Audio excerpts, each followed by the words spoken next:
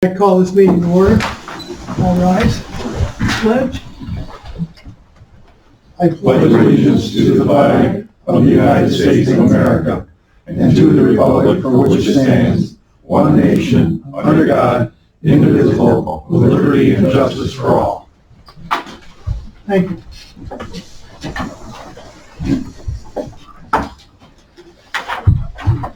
So we need to have a motion to approve the minutes. So moved. Second. Okay. All in favor? Aye. Opposed? Yeah. This will go quick. Doc, you're up. Okay, we have one resolution here for you to approve, and this is a temporary full-time position, and the reason we wanted to put this temporary position is I probably cannot open to talk about personnel issue here, but it's a personnel issue related, and we needed to have this position because the line is not vacant, and but this position is at the preventive division, and as you know, preventive now take a heavy lift, and like yesterday, unfortunately, one full-time staff working on data took a vacation this week, and one part-time handling data quit up before the end of last month. So data process was terribly slowed down. So that's why we ask for this temporary full-time position to be filled, so our preventive department can run more smoothly. If without personnel issue and that line vacant, we will not come to request this position, honestly. Okay. How long do you need the position for? It depends on how fast this personnel issue can be resolved. But at this point, I think I will not request long, and if 6 months. At this point, because I hope things at the HR side we can move things fast. I don't want to request yes a year, but 3 months probably too optimistic, honestly. Okay. I'm gonna move this to get it on the floor. A second is just for discussion. Oh, I got a lot of discussion. You go first, Richard. Yeah, Frank, you're gonna have to hold on for a second on this one. Oh, all right. Please. Well, then I'll answer. Okay. Doc, here's my concern. And I'm not saying you're not putting a stone in a hard place, because I don't know and you haven't revealed that, and I would almost think and hope the chairman pulls us into executive discussion, executive session where we can discuss this. But everything I'm just reading what you wrote, or whomever wrote this, typed it, or whatever you want to call it. And I see like 20% of you have COVID-19 data entering, and then you got everything else in the world, lead poisoning, which I'm a big fan of. Let's get that taken care of. That's a demonstrable problem. Yeah. Immunizations, influenza shots, on and on, communicable diseases. You gotta get in schools there. But anyway, going through all this stuff is important. But my concern here is this. And I'm sorry, I'm one of the few people in this whole legislature came from corporate America. And employees have a tendency, now it's not even a tendency, they will lower their standards to what we demand of them. So we've got to have a plan in place. First of all, but somebody's got to have the intestinal fortitude to stand up and watch and see what's going on here, to make sure all the rest of the employees, when things die out, COVID's not going to be here forever, or maybe it's going to be forever and we're going to have a different way of approaching it, okay? Any way you want to look at that. So we can't keep dumping crap into COVID excuses on that. It's here. But the thing is this, who is gonna monitor this? Who is gonna look at the time when they can be released? Because we do have a tendency, Doc, and I'm sorry, I've only been here 9 years and I've been in government over 20 in the towns and everything else. When you get an employee, they never evaporate. This position is temporary, and it's not permanent. It's not to say we will permanently hire. I agree with you. The issue, some HR issue, is very, very sticky, and I cannot discuss more detail about this pending one. Okay, and also I agree with you, and we're not just look at the COVID situation. And I put a better example talking about yesterday's data process. As you have seen, and we talk about lead poisoning, this position, and we talk about immunization, and majority of this position is fulfill these two tasks. And sometimes, yes, work on COVID, and also answer a lot of phone calls. And so this is a front desk person. And I completely understand your concern, and honestly, I have been frustrated with government system since I started to work with government 20 years ago. And things is not, two things to me at least, I feel. One is, yes, without a clear career development led. The second is without a strong, put it this way, I always say yes, working government system, everybody is Mr. and Mrs. Nice. But Jianqing is not Mr. Nice. I'm not bringing you out on the table to gut you, okay? I just want to let you know my concern, because again, I look at it through different eyes, because unfortunately you have to meet the shareholders. We don't have shareholders, we have people that we have to oversee their money being properly held. And again, I just want to reemphasize, and I just want to let you know, because I'm going to be asking this question a lot to you, or you bring your crew here, I'll ask them, because I'm not afraid to. I'm not embarrassed, you guys can't kill me, I'm dying anyway. But the point is this, once you get this position here, okay, COVID is going to change the direction of how we're going to be treating this. That's the way it's going to be. That's a fact. What about the other employees? That's what I'm concerned about, because at this juncture, they're telling me, that's what it says, that the other employees are answering the phone when they are taken away from their duties. Now, as this position, the responsibilities for it are being absorbed by one person, what are these other people going to do? These other people is improving their work efficiency. And how do we measure that?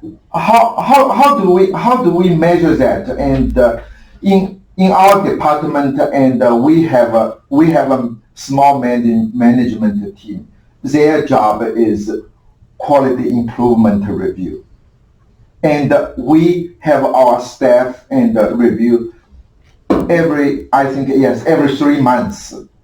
And I occasionally sit there and we review what's the work volume and any incidents during the past 3 months. All this is under our review. So this is because at one side, yes, you say this is unmeasurable, but on the other side, I can tell you it's measurable. I give you last week example. A nurse worked till 7 o'clock, left the building, and I asked her why she stayed for so long, and she said, Jianqing, not many people pick up a phone, and I pick up a phone, and tomorrow I'm going on the road and I need to prepare all these files, and only after 4:30 I can do these kind of things, concentrate. So if we put this person there, and work efficiency will improve, and I don't need my staff work too much after 4:30. This is an example. What I mean efficiency.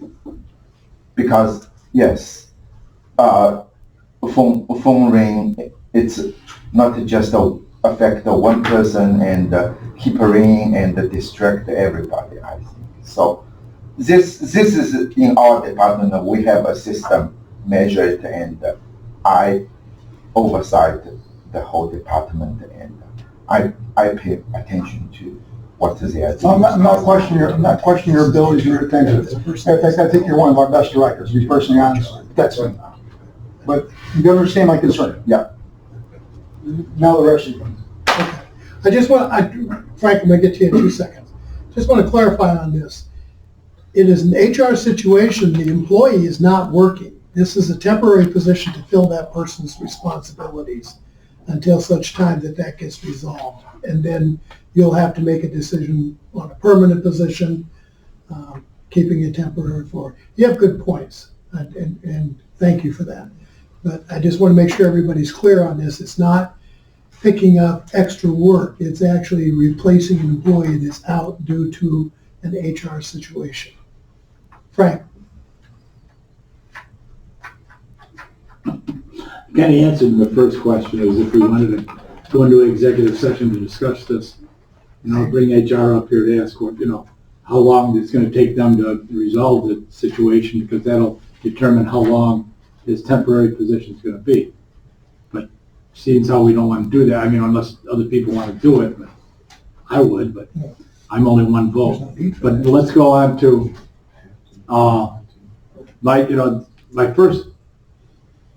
when I first saw this and I saw the temporary, okay, I'm very much in favor of that, because I know there are some positions we're just hiring people, but right now in this day and age, what we're going through for the past 2 years, everybody's being asked to do more with less, okay? And there are people that are doing 2 and 3 jobs at the same time, okay? But what you're asking for is temporary, and what I've seen in the past, prior to taking my leave for 2 years, was we're hiring people just because we can, okay? And what happens is, from being in the industry, you see people, well, okay, if I slow down or if I have a problem, then, okay, what they'll do is they'll give me some help, all right? And that's, you're not doing that here, because you're asking for temporary. But like Richard said, we're going to hold you to the temporary, okay? Because I'm not going to vote yes on a temporary and then wind up being the other person comes back and then you hire this person permanent, okay? Because that's when you'll get a no vote from me. But right now, I'm in favor of this because it's temporary and because I know what everybody's going through. But again, there's a lot of people out there, a lot of the industry, and people are doing more than one job, 2 or 3 jobs. And yes, it takes a little while to answer the phone a lot of places. I know in transportation, being in the offices, seeing the offices, on a day when there's snow, and we've only got one person in there answering the phone, it goes round and round, okay? And there's only so much that they can do, and they're there, 10, 11 hours a day. So I know what you're saying about this person's got to do this because this person's not there, and then everybody's got to help out. Right now, unless, we can't go into executive session, or nobody else wants to go into executive session, find out how long this is going to be. It's up to you guys. I'm going to vote yes on if we want to go into executive session and call HR up here to find out how long it's going to take. But right now, I'm in favor of this.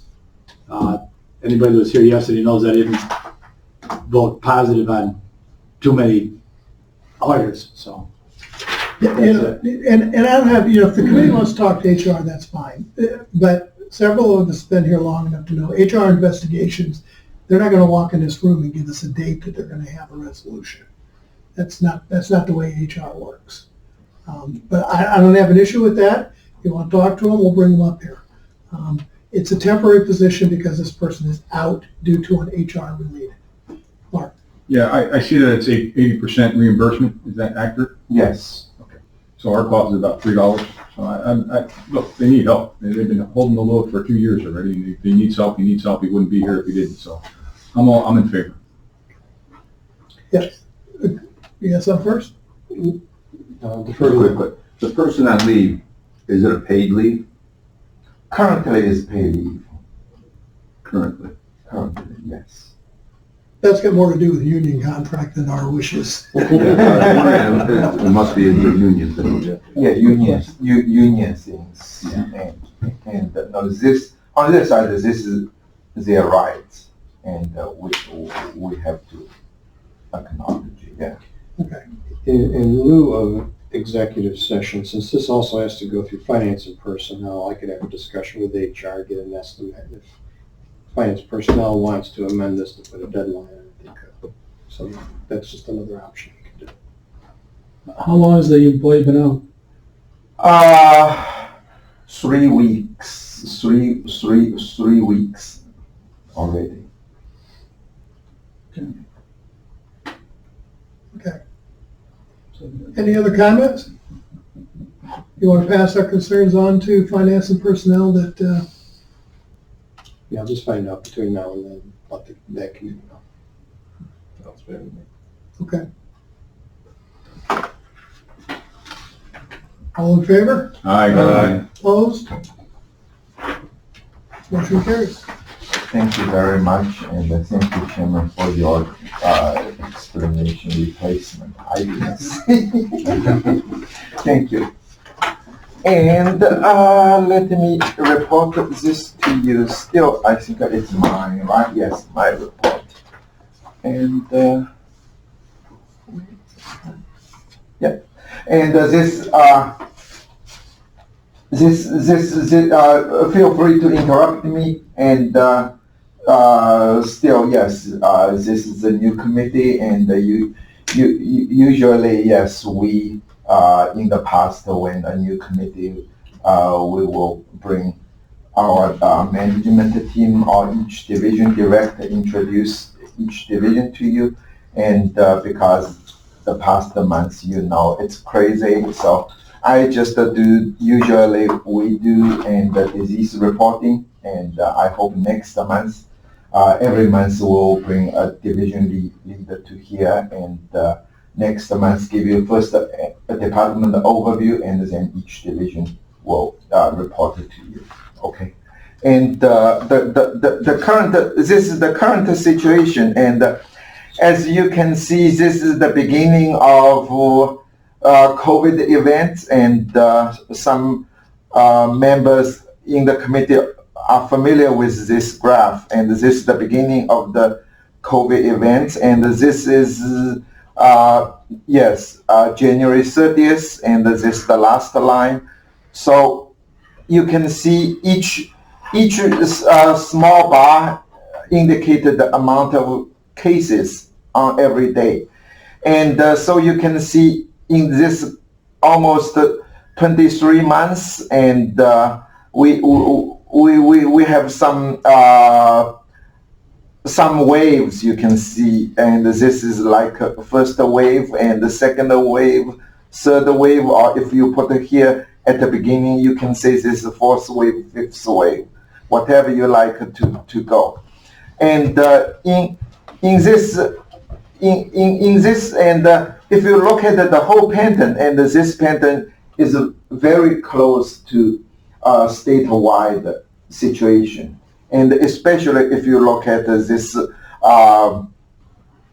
Omicron. Now we are in Omicron, and more than 98% is Omicron. And when Omicron started before the end of December, and it's a huge peak, and then go down also drastically. It's a drastic increase and a drastic reduce, but the pattern probably more like this, and lingering longer. And here you can see when we had our bigger wave before the end of 2020, and it lasts for 2-3 months, and so this will last. So this is overall, and in this graph, and we include all tests, and recently added home self-testing. We also include, but the home testing amount is still not much. Most is lab confirmed.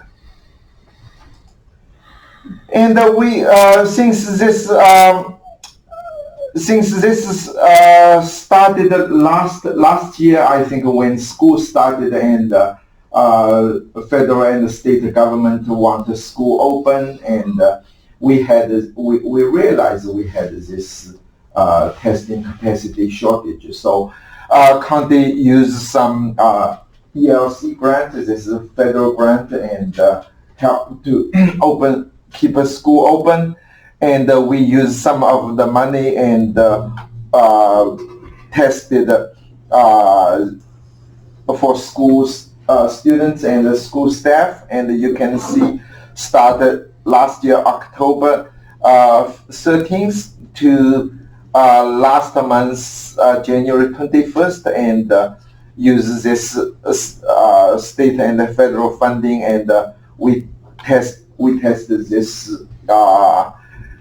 school and help them, and we ended our contract last year because this ELC grant we dispersed to all 10 school districts, and they are using their money and following the guidelines and keep the school tested, and especially like in the past 3-4 weeks, and so many home testing kids sent to school. So we don't have this burden, but this is an important period and help us smooth a lot of pressure in the community and to the schools. Okay. Yeah, feel free just to interrupt me.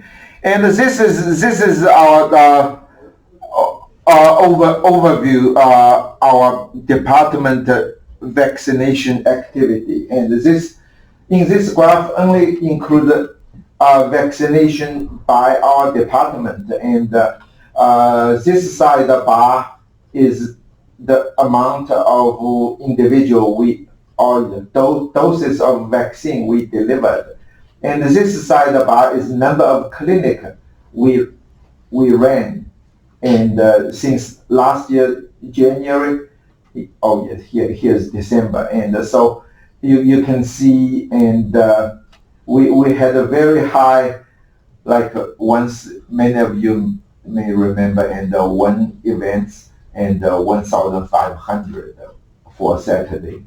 And so this peak very high, and then we have some low, and so now we are picking up, and still, in the coming a month or two, we will have run more clinic in schools and in community settings, and also serve some special populations, like we already scheduled for homebound population and homeless, and we always work closely with jail, protect the jail population, and also we work with Barnham and OCO, protect their population. So these are all included in our graph, and for this population we will continue work with them. And this is a table overall county-wide vaccination, and divided by age group. This table is from CDC's website, and so you can see, yes, above 65 age group and fully vaccinated. Here, fully vaccinated, we talk about 2 doses, and 85.5%, and this 5 years old, and because this is above 5 years old, 5 to 11 years old, and because include all the population, and this is 61.1 percentage, and our total population is 57.8%. And when I reported to you, yes, this is county-wide data, and but different township and their vaccine coverage rate vary greatly, and range probably from 90% eligible vaccinated to about 30% vaccinated. So that's why for our department, and I think most recently we ran 2 small clinics and in remote area. And yeah, I should say still I feel comfortable, and this activity was well received at the local level. Although yes, if you think about if we run in school, in other setting may vaccinate more people, but still it's worthwhile because at least we put our messages there and encourage people get vaccinated. So this next slide is also from CDC website, and so you can see in our county the booster dose in Oswego County, and above 65 and 78% they got a booster dose. And yes, when age go to younger and its rate is reduced, it's normal, and you can see in our county about slightly over 50% population they're eligible for vaccine and got a boosted doses.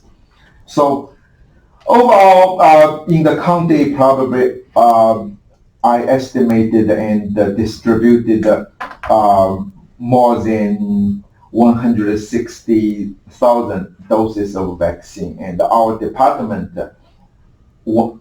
each dose distributed in the county, and our department 1/7 is delivered by our staff.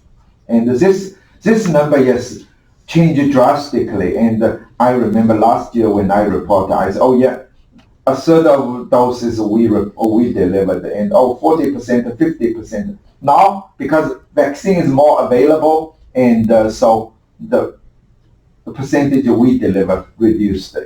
It's quite normal and understandable. So the next slide. And I just very briefly talk about this other, not showing the these above slides, and talk with you about our other COVID-19 response. And feel free to interrupt me, and if you have any questions. And the phone bank is our really I think a very helpful, strong tool to reach our community, our residents. And you heard me said many times, and I always introduce my colleagues in public health, and they don't know Oswego County. I tell them, oh yeah, Oswego County territory-wise is larger than the state of Rhode Island, and we have large field but dispersed population. And also, you all know, and about a third or a quarter of place in the county, we don't have high-speed internet access. And even in the county, some in the cities, they have public libraries, and when a public library close, and many people, they don't have computer, and even they in the internet accessible areas, they cannot access this information. So our phone bank is really help to reach out broadly, reach out to our residents. And so this started I think later March 2020 till now. We are the only county probably in the state and run our phone bank for this long time. Many counties use it, but we run it, and it's really, really very, very helpful. And even like just less than a month or less than a month when Omicron surge, and our phone bank at a high volume, and the volume was so high, and I remember, and we put 2-3 staff on the phone line and work for 7 hours, and after that, and unanswered phone is like 70, 80 a day. It's a huge volume and a huge needs. So this phone bank is really help us to reach community, and it's a very good program, and I can say yes. Now volume is drastically reduced. Like last weekend, we had only about less than a dozen a day. So we are going to close it, and weekend we will not work, and we will focus more, put our resources to vaccination instead of waste to people answer the phone. And so this is we will keep a weekday phone bank, and so this is one thing.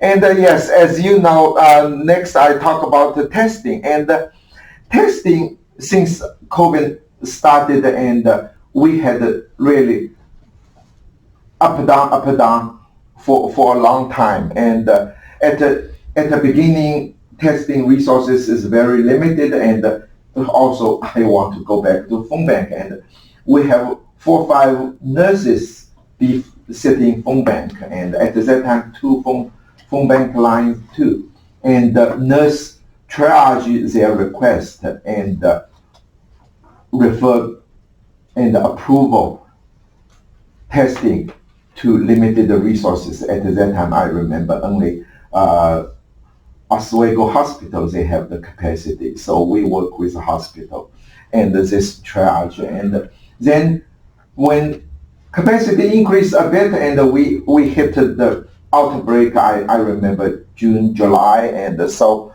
community outbreak, and we brought in state and work with the state and provide testing. And yes, this I already touched, and we collaborate with the school and testing. And this slide I already show you, and I'm not going to repeat. And most recently, yes, lookalike testing is more available, and so we add home testing there, and it's helpful. It's helpful, and so we go through this very. Now look back, it's a very long trip from the beginning to now, and the reporting and. I do want to tell you that I got a notification today because I'm connected with another program. Most of the zip codes in Oswego County will be getting the people that ordered right away through the USPS. Those will be delivered by Friday of this week. Oh, that's good. So if people got on there and got them ordered, they're starting to come in. Yeah. Yes, this is a federal program, and each address getting 4 testing kits, all right? Yeah, but you got to sign up. They don't just get it. They got it. Yeah. And our reporting really from the beginning, and we started daily reporting, and then I think after middle of last year, and we reduced the rate and weekly reporting, and before Omicron started, I think last year November, and we came back daily reporting, and as the case reduced, and also as we needed to more focus on vaccination, and now we go back to weekly report, and so our reporting And yeah, I can tell you more than once, and I got a phone call and say, oh yeah, I follow up your case every day and your daily report, and I plot myself a graph, and if really even small error, resident will pick up and say, yes, this is discrepancy, your reporting and my graph, why have this discrepancy, and we come back and look at sometimes their error, sometimes our error. It's a good way, two-way communication. It's a good two-way communication. And talk about the reporting, and I included the community communication, and this is really, it's not just our health department, and it's a I think a strong collaborative with tourism, and also when critical things happen, and our legal field and all help to make the wording, and this is a collaborative efforts. And vaccination is another bigger piece our health department have done, and I already showed the numbers to you. And last year, January, and we started prioritizing 4 or 5 groups, and their profession and their age and their chronic disease, and from prioritizing to include a special population, and it's evolving, and include the school children. So this a year, and really give us a lot of up and down in the community, in the vaccination as well. And yes, sometimes, yes, people or some populations, they want vaccination, and some people against the vaccination. And so it's a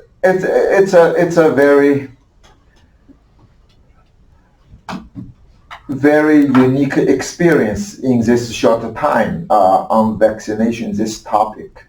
And the upcoming focus, and as I said, yes, we because vaccine is reduced to 5 to 11 years old, and when a federal CDC and the FDA approved it, and immediately we got a request from schools, and school superintendent principal wants us to go, and so we work with the school districts, and try to put each clinic in each school district. In our county, we have 9 school districts, and usually we go at least 4 of them. And the other 5 school districts, they have Connect Care. Connect Care have this school-based clinic, and usually we split with them, and they cover their school district, we cover the rest of school districts. But this time we may need to go more school districts, because they are not going to go to every school district. They are open, I think, 2, 3. They try to run large events, and so we still coordinate with them, and we try to go to school. One operational principle we hold it on is, when we go to school, you cannot say, oh, come here, only vaccinate my kids. We hope school can open it up, and for the community, for the public, and this way really we can get more done with limited resources. And also, yeah. When you're dealing with a school district, now we'll use this for example, and there's others. We have a couple of them. Central Square School District goes a lot. It goes well into Onondaga County in the north side of the county. Burton and that area, I don't know if you ever heard of it, but it's, yeah. There's a lot of kids out there that come from Onondaga County. Now, do they are they incorporated into our vaccination rate, or how does that work? The vaccination rate, if you count the vaccination rate, it's separated by this jurisdiction territory, and it's separate. But whoever come, and because this is state vaccine, and we cannot refuse. We always take whoever come here, and your address, even in Long Island, yes, we give you. So the rate is separate. We take everyone. No, and I totally agree. Yeah. I just want to know how those numbers are, how they're distributed, because, you take, Hannibal reaches over to Cuyahoga County. Yeah. Phoenix goes over and out of Dog. Yeah. And these, and as long as they have there, and yes, we open to school, and open to everybody there in school, or open to the community, everyone they want it. And also, yes, you mentioned Central Square cover a larger territory, and so very remote, like Cleveland, and they don't have pharmacies nearby, and so we I think 2 weeks ago we ran a clinic at the Cleveland Fire Department, and it was well received, at least, and we vaccinated about 20 people, and a handful of people they got the first shots. So we're going to go back, and honestly, yes, it's we feel a handful of people we should not go back, but on the other side is, yes, their community was very supportive. They were very understanding. Say, yes, we know you are busy, and we don't need your full team come back here, and we will contribute our resources. So we are going to go back, and with 1 or 2 staff, and instead of a whole team, 5, 7 people. So like this remote, like yes, past Saturday, and we ran a clinic at the Pulaski Courthouse. And although, yes, we went there, and only slightly over a dozen shots we delivered, but give us a good lesson there. And this is what I want to say, upcoming focus is really, among these half dozen or a dozen people, half of them came as far as from Oswego City. So this means really probably for many people, Saturday is a good time for them. We try, because in our clinic, as you may know, and we run clinic exactly every day. Monday, Friday for flu shots, and Tuesday, Wednesday, Thursday, Friday afternoon run clinic, usually from 3 to sometimes 2 to 4, usually 3 to 5:30, 6 o'clock. But some people still, they feel Saturday is a good time for them. So in the coming weeks, and we will provide some Saturday events. So this is our another coming focus, other than I mentioned the special population and the children population. And another thing is billing. And when we talk about COVID, it's always easy to think about, oh yes, this is about testing, about vaccination, and about education to put face masks on. But actually, another piece, like yes, legislative client, I remember last time in our building asked about, yes, when we talk about we have a pressure to get the bill, not bill, we get this this claim file with insurance company.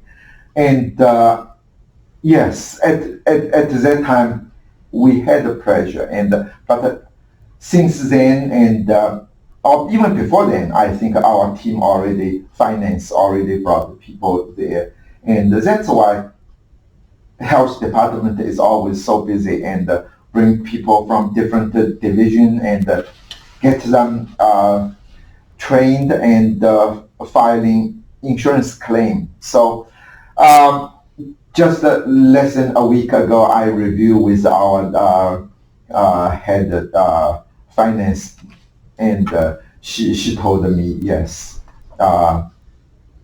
not a single bill reimbursable, and we missed it.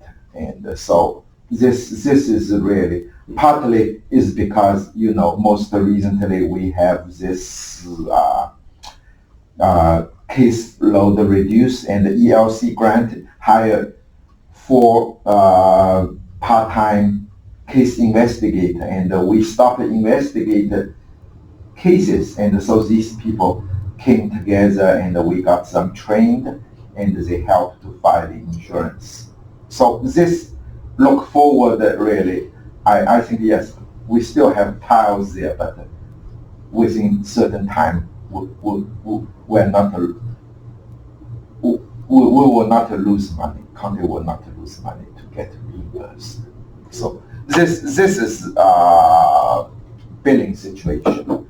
Probably that's all about COVID. Can I ask a couple questions about COVID? Yeah. So I know you're a data guy, so this is kind of leaning on your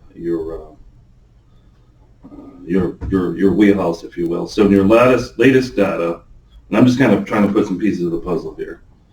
Latest data from last week, we had 24 hospitalizations. Yeah. Of those, 60.71% of them were either vaccinated with a booster or fully vaccinated, according to your data, right? So 60.71%. 39.29% were partially vaxxed or not vaxxed at all. So that seems to be a little bit of a flip in terms of data. My question comes to, and I'm asking you in terms of your historical perspective here.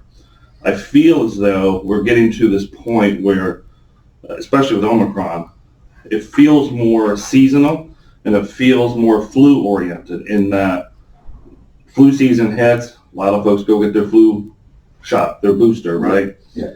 And it seems as though it's that booster shot that kind of is carrying people forward in terms of, in relation to Omicron, right? It's not necessarily whether you're fully vaxxed anymore, because it seems to be that the efficacy of a fully vaccinated person is really waned at this point. It's not 2 shots, it's really a 1 shot. And is that going to boost your immune system enough to counter the effects of getting Omicron? Almost seems similar to a flu, right? Flu vaccine. You go and get your flu vaccine one time, carries you through the flu season, and you still might get the flu. Yeah. Same thing here. Even with a boosted shot, you still might get Omicron, right? So I guess that's what I'm trying to get at, is when do we start thinking about this in relation to Omicron? And this is maybe what it's teaching us, that this is really more of kind of a flu-oriented, and I'm not saying it's the same as a flu virus, so don't get my words mixed here, but in terms of an overlay, where you have seasonality with a flu, you have an increase in flu vaccine, one-time boosted shot. When we start thinking about this as a flu-oriented like disease, where, you know what, people want to go get their booster once a year.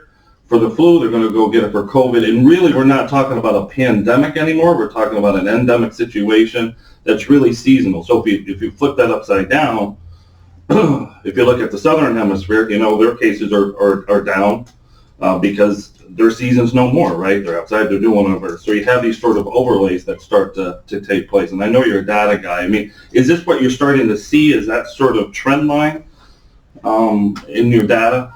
No, I mostly focus on county data, and yes, I appreciate it. You pay so attention to county data, and yes, we saw this trend. If you look at the previous weeks, and about half or more than half, they are unvaccinated, and this yesterday we just reported, and I think in the past. This was the first week we saw. It was. It's usually a 60-40 the other way. Yeah, so this was the first week we saw less unvaccinated hospitalized and more fully vaccinated or boosted hospitalized. And this is a trend. And this is in at least in public health business, usually I talk with my colleague in other place and we say yes. If in an ideal society and everybody get vaccinated and 100% of people hospitalized or die will be vaccinated. So this is not a strange things, and this trend will keep going, and I think unvaccinated population, because they become smaller and percentage of unvaccinated hospitalized or died will reduce. Yeah. I mean, just in terms of the flu vaccine, it's what's the percentage of folks on average that get a flu shot every year? Flu shot every year. It depends on age group. Like in our country, So the higher the age high group, age, right? yes, and they walk in and they welcome. But flu vaccine every year coverage rate in a whole population about 40% at its maximum. Yeah. Do you? I haven't seen this data, and I think it'd be a curious sort of thing to look at in terms of hospitalization versus first-time vaccination, and whether there's any data that suggests, if I'm an unvaccinated person and I go get my vaccine, yesterday, right? The percentage of those folks within a given time frame that actually either get Omicron or are hospitalized by Omicron. And my suggestion or my theory is that point of vaccination and that is the amount of impact that the vaccination has is date dependent in terms of its longevity and efficacy over time. So whether I get a first shot now or I get a booster shot now, my question is that group of individuals in terms of the data, is there some corollary between the two? Like first time vax, yeah, they're not getting it either, or they're not getting hospitalized either, because what we have 2 months or 12 months ago in terms of vaccines, in terms of 1 shot, 2 shot, that really has the efficacy of that round of vaccines has really sort of died off, and we're really again talking about booster, right? And not even really booster. We're talking about kind of yearly vaccine sorts of things. No matter when you've got it, and whether it's the first time you've ever had it or the 5th time you've ever had it, it's really about sort of this boosted vaccine from this point forward for whenever, right? You see where I'm getting at? I think yes, because Oswego County, its population is too small, and look at publish the data, and usually when you get the first shots and the second shots, they start being effective. It takes about 2 weeks, but when you get a booster dose, you get effective about 10 days to 7 days. And this is very general. And also, generally speaking, first we not to talk about the first dose, how much efficacy. Usually, after your second dose and 5-6 months, your immunity reduced. That's why now recommendation is after second dose 5 months and get booster shots for most of people. Sure, immunocompromised, I think it's 30 days or 28 days. So this is the cut line. And another is really, yes, if you look at Omicron specifically, talking about whether vaccine is effective or not, and this is still, I think we need to see more data and see whether it's effective or not. And this is, yes, talk about the vaccine, and it is, yes, very, I think, a reasonable assessment. And before vaccine came out, people expect this vaccine will work like measles vaccine. Right. Give me shots, I will not get the virus, or even I get the virus very mild, and I will not pass virus to other people. But when it came out, yes, no, it's not like a vaccine can prevent you being infected. You still get vaccinated and be infected, but just reduce the severity of the disease, reduce hospitalization, reduce deaths. And also talk about reduce deaths and hospitalization, and two key factors, or we say risk factor. The first is age. The second is body weight. Yes. Yeah. One last final question on this, and then I'll be done. Therapeutics in the county. I've heard mixed messages about, the Pfizer pill, monoclonal. I mean, are those available in the county? Are they not available in the county? Help me understand kind of. As a public health worker, and I'm not licensed to talk about the clinic things, but I can tell you, because if you talk about efficacy, I have no comments, but about the supply. That's yes. what I'm talking about, just supply. Yes, the supply, and Dr. Lepke is not here, and some credit should go to her, and she work with our preventive, and we send. We choose, because I'm separated, talking about the oral antivirus medication. Before this came down and the state sent us, say, each county choose one or two pharmacy and help to distribute antiviral vaccine. And yes, we work together and we choose one pharmacy in the county and distribute this vaccine or this oral medication. And she does a great job and send out a message to providers, say, this is not a drug to everybody tested positive. Only infected less than 5 days and they are effective. And also, she work with pharmacists and ask a pharmacist be a final policeman. If you go even you get a doctor prescription, you go there and say, oh, I need it, and this doctor's prescription, the pharmacist will ask you when you tested positive and when you started symptoms.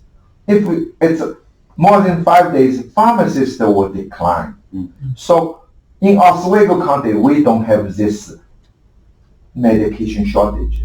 Outside the county, yes, I heard they have interrupted the supply. Dr. Lepke did a great job. Doc, I know you always look forward to my questions at every committee meeting, so I appreciate you always answering them for me. I haven't answered your second question Oh, yet. sure thing. And about this monoclonal medication, yes, hospital handle it. Got it. And I knew hospital, they had the difficulty to have staff to do it because this is the IV, mm-hmm. and they are working on it. Okay. Yeah. Thank you. Okay. As Thank you. always, thank you. Okay. Thank you. So, Frank? you have. Okay. Going back, I'm gonna go back. Well, special populations, you talked about special populations. Yeah. Okay. Now, it kind of mentioned elderly, stuff like that in homes. Yeah.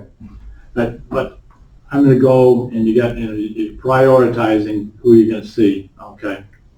Now, my question is, what are we doing within our own work groups? Okay? How are we prioritizing them as far as vaccination or testing? Vaccination, and if you talk about our own workforce, and as you know, we send out our vaccine schedule to county employee every time. And it's not like a flu vaccine. We will set up a clinic in different buildings, and still our principle is yes, if we run clinic, we want to open to the public. And about the testing and EMO, and they set up some testing for county employee and make sure this working environment, protect this working environment. The reason I'm asking this, okay, is because yesterday I asked what the positivity rate was at the jail. Okay. Now you've got a special population there. Yeah. It's all confined. Okay. Yep. The inmates are confined. The people, when they come in on their shift, they're confined to that area. Okay. But there wasn't any information given about the positivity rate for that area. Now, it bothers me in that these people are under our supervision. We hired these people. We have to protect these people. Richard knows from being in industry, okay? Once you hire somebody, you're just not hiring them and just giving them a paycheck. You have to ensure their safety while they're on the job, okay? If you're not ensuring their safety while they're on the job, okay, you're not doing your job. And your job is to ensure that when they walk in that day, they walk home that night, okay? And that's why I'm asking, do we do a positivity rate? Do we do that within, the jail population? Within your group that is going out into the public, that is seeing people, okay? That is exposed to the fact that, how well have you protected them, okay? That's all I'm looking at is we have a responsibility. We're not just sign the checks. We're not just people that come in here and vote on things. We have to take it into our hands to say, we're going to protect these people, and this is what we have to do. Okay, so I want to know, are we doing testing in the jail? And if we're not, then is there, I know that there's, it's a big controversy as to, testing, and I don't want to be tested, I don't want to get a vaccine, I don't want to wear a mask, but I'm sorry, we are an employer, okay? And as an employer, we take on the responsibility to ensure the safety of our employees. Two things. One, county jail is included in our special population.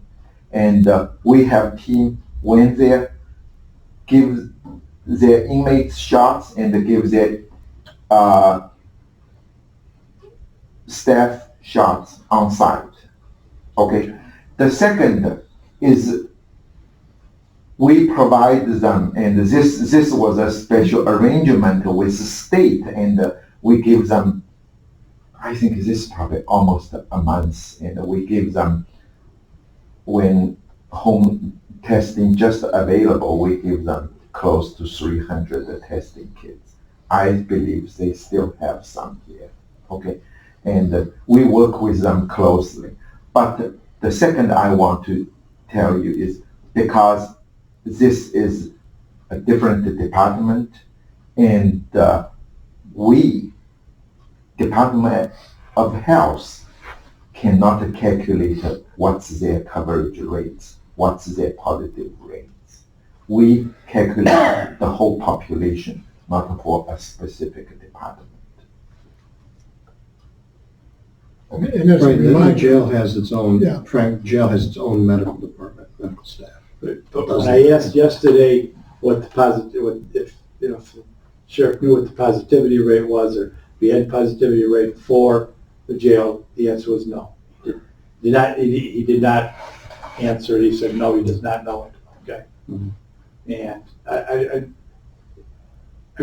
I know a lot of us went to that wake this past week, within the last week.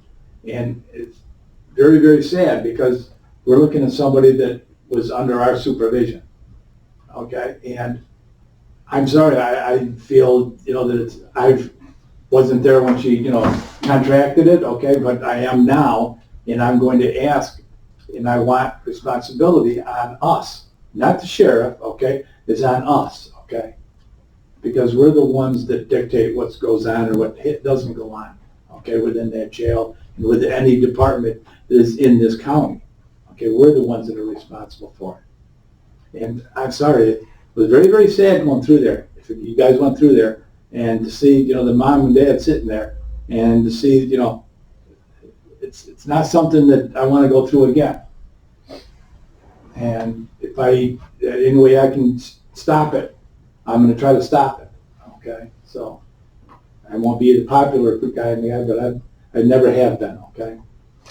Well, as long as it's constructive and not Monday morning quarterbacking, that's fine. You know, I'm just looking for. We got to help the people that we got working for us. Well, that should go across the board for any. Right. I mean, look at the school districts. We lost a bus driver. You know, I don't see them coming in and doing testing to all the drivers every time. We'd be, you know. Golden Sun lost a bus driver. Yes. And So- I know. You know. So how do you protect the public? You know, Well, how do you I protect- mandate that stuff through the public? Not just individually departments, but through the whole public. Right, but you protect your bus drivers, you know, in a sense that just like, you know, I had a problem with my boss. I said, you're not protecting us. I will not transport sick children home. I said, because there's a possibility they could have COVID and I'm not going to, you know, transport them. I said, I'm sorry, get somebody else to do it, all right? Because you're not protecting us. Because there should be some protection in, you know, the transportation of that sick student, because if he's got a possibility of COVID, okay? And I'm at the age, you know, and you're not far behind me, but, you know, you're No, I good, don't good disagree. distance, you know, they have to protect us, okay? And he's not. And I told him that.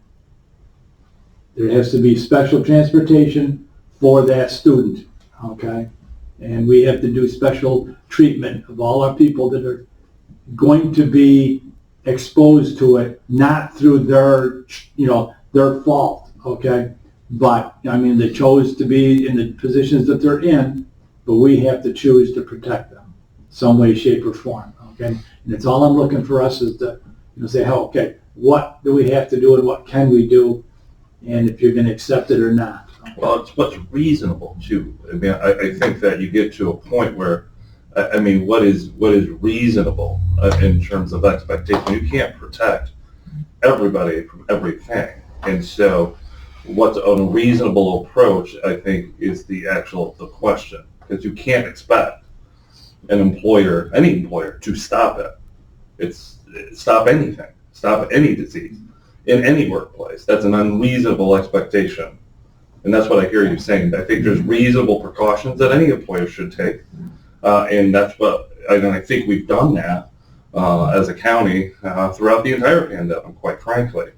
It's a horrific case, no question about it. But the question becomes, has all reasonable precautions have taken place? Not, you know, you can't expect any employer to stop everything. And when you're in the workforce, I'm going to use a word now that's not very popular at all, okay? But when you're in manufacturing, you're required to wear safety glasses, you're required to put safety guards on equipment. Is it popular with the workforce? No, it's not. But if you want a job here, you have to wear your safety glasses. If you don't, this is what, you can't work here, okay? And if you aren't going to work with the machine with a guard on it, because I mean, I've worked factories where we didn't have guards on machines, and all of a sudden, OSHA came through and said, okay, you need a guard on this machine to protect. Well, the guy's never gotten hurt there. He can, okay? So we put the guard on there. Does it upset the workers? Yes, it did. But in order to run the machine, you have to run with that thing on there. So what I'm saying is, if there's anything that's going to stop and save a life, okay, we have to make sure that the workers we have are doing that. That's all I'm saying. And it's the word, I didn't use it, okay, but it's, people have to be vaccinated or they have to be tested daily, okay? They shouldn't have to be tested daily unless they're the ones coming in. If the population's already in, why would you test them daily?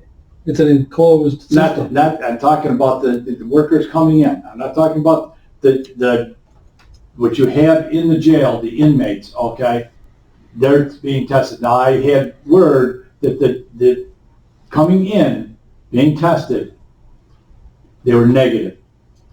But after they'd been in there, okay, they're being tested positive, okay? So yeah, you can get a false reading, but what I'm saying is not the inmates. I'm talking about, they're under our responsibility, but my biggest concern right now is that, our employees. We're giving them a paycheck, and I want to make sure that they walk home at night and they see their family every day, every year. There is an incubation period. Checking daily wouldn't really give you the answer. Well, You have to wait until they start showing symptoms, and then you test. You don't test daily to find out nothing. I mean, you've got to show symptoms. Okay, I think your comments are well. You guys know what I'm talking about. We can go out and it's getting late, and I know this. We're not going to answer this today, and I know that. All right, fellas. I'm not looking for an answer today. I'm looking for us to start thinking on it, and we have to protect the people. That's all I'm asking. I think your comments are well appreciated. I mean, there's still a factor of free will. We've seen that. We've seen a lot of cases in the news. We've seen it in sports. But I think it's, we all appreciate your opinion. We appreciate the opinion of anybody on this committee. You can't have a discussion without opinion. So I appreciate that. Jim, there's free will to a point. I don't know the policy in the jail. No, If I work someplace, I'm talking about work. I know my policy isn't work. I also know people that are violating it, and it's their choice. And Okay? Okay, give me less than 5 minutes, let me finish it. Go ahead. Okay, and, we talked so much about COVID already, but the health department really, another bigger piece is other diseases, and I'm not including environmental health here yet. And I just, report other disease and give you a quick update. And here, our first three diseases are all Lyme, tick-borne diseases. Okay, I just wanted to bring your attention and really help me, please. And tick-borne disease is increasing threat to our community. And I came here 2012. When I came here, one of the first disease I looked at was Lyme disease. And because I came from Maine, just because I came from Maine, so many Lyme disease there. And I look at that time, earliest available number was 2009, 5 cases. I will never forget it. And now, last year, I'm talking about here last year, 2021, and the state gave us 67 cases to investigate. And most of the reason the state told us, yes, they gave us 20% of all cases. So this means last year, definitely we have more than 300 cases, Lyme disease. I'm not talking about physician diagnosed. It's all lab tested.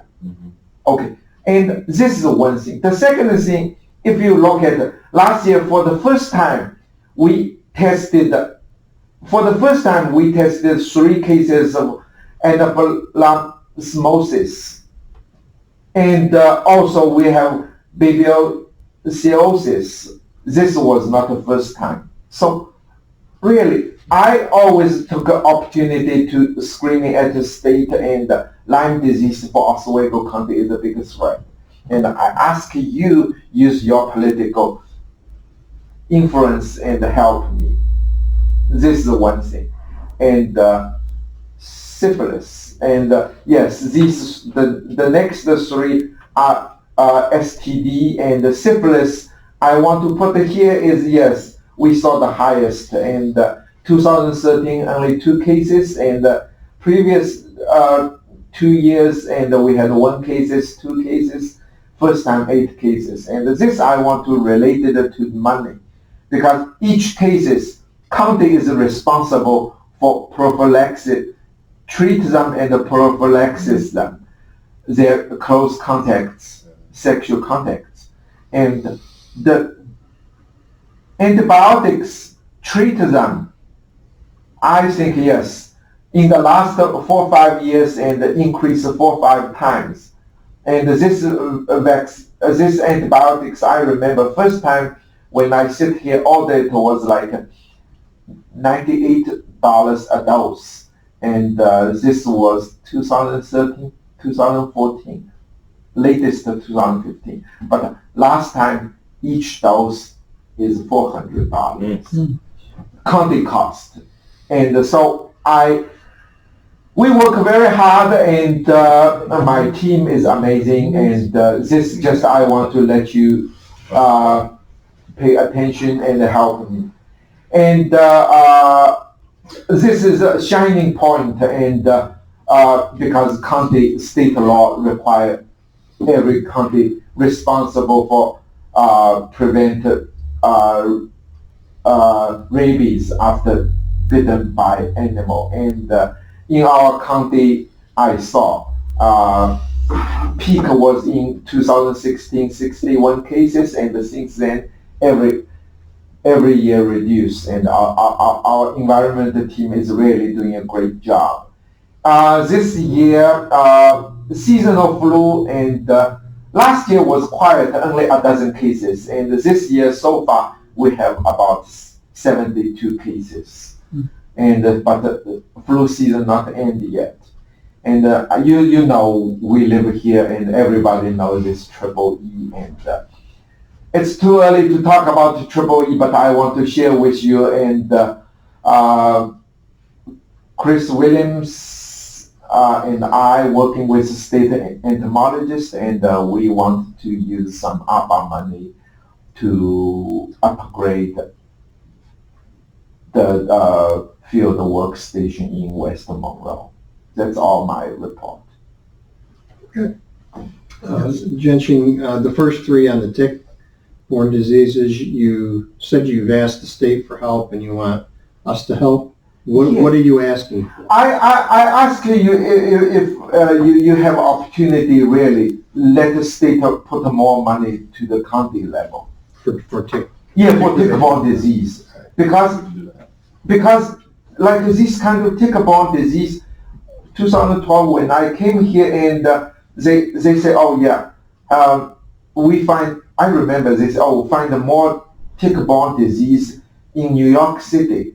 I say no, this is not reasonable. New York City, go to Central Park, and their grass trim well, and if they get more tick-borne disease than our county, yes, they are too rich and travel outside the country, get the tick bites. And then later I found out why they find more cases is because they have a title called Lyme disease coordinate.